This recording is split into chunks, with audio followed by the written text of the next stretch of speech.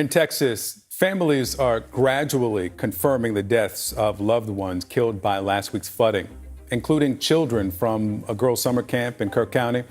The camp largely sits in a flood-prone area and lost at least 27 campers and counselors. In the early hours of July 4th, 2025, Central Texas faced a catastrophic flash flood event that left over 100 people dead and communities submerged under torrents of water. The disaster, which claimed the lives of at least 94 people in the immediate aftermath, was the result of a combination of severe weather patterns, terrain vulnerabilities, and human challenges in response to the disaster. The cause? A series of meteorological and geological factors that aligned to create a worst-case scenario for Texas residents, particularly those in Flash Flood Alley, a region known for its susceptibility to sudden, intense floods. Here's what really happened to trigger one of the deadliest floods in recent Texas history. One of the primary contributors to this devastating flooding event was the extraordinary rainfall that struck the region. On the morning of July 4th, Central Texas experienced torrential downpours that dumped several inches of rain over areas already affected by severe drought conditions. In some areas, rainfall rates hit an unprecedented 2 to 4 inches per hour, with certain regions, such as Hunt, receiving over 6.5 inches in just 3 hours. This amount of water was equivalent to nearly an entire summer's worth of rain falling in a matter of hours, and it was far more than the ground could absorb. The National Weather Service, NWS, noted that rainfall amounts in certain places reached up to 18 inches, which created an immediate flash flood risk. These conditions were exacerbated by atmospheric moisture coming from multiple sources: tropical moisture from the Gulf of Mexico, monsoonal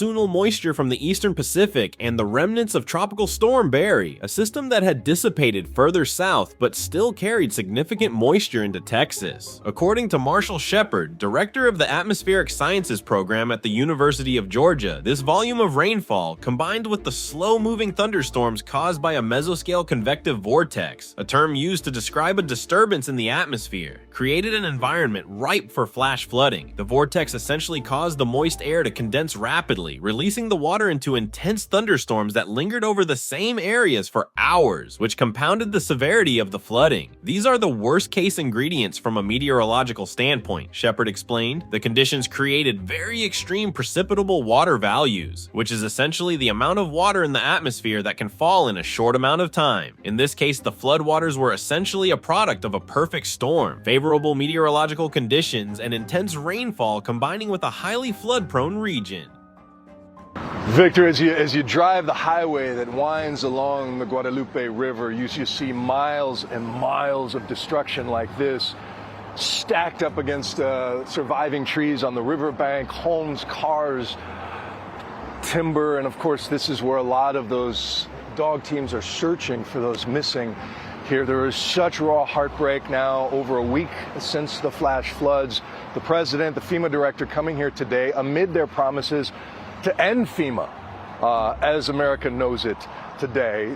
Texas is no stranger to flash floods, particularly in the hill country and Flash Flood Alley, where steep terrain and rocky soil make the region highly vulnerable to sudden downpours. This area, including Kerr County, is notorious for having shallow soil and steep hillsides that funnel water quickly into rivers and creeks, especially when the land is bone dry, as it had been in the summer of 2025. The combination of clay-rich soil, which doesn't absorb water well, and the hilly topography ensured that rainwater ran off quickly, rushing down into the Guadalupe River and other water systems, causing them to swell rapidly. In Kerr County, a region that sits between rocky hills and floodplains, the Guadalupe River rose more than 20 feet in under 2 hours, sending a torrent of water into nearby camps and neighborhoods. Camp Mystic, a Christian girls' camp situated along the South Fork Guadalupe River, was one of the hardest hit areas, as water surged into the camp's buildings, causing massive destruction. In fact, at least 27 campers and counselors from Camp Mystic lost their lives in the floods, while another 11 campers remain unaccounted for. The rocky, hilly terrain exacerbated the emergency by forcing the water into converging paths, causing flash floods to spread quickly and overwhelm the land's natural water channels. This phenomenon, combined with the heavy rainfall, created a scenario that the region was simply unprepared for. Despite numerous flood warnings, the speed at which the water rose left people with little time to react.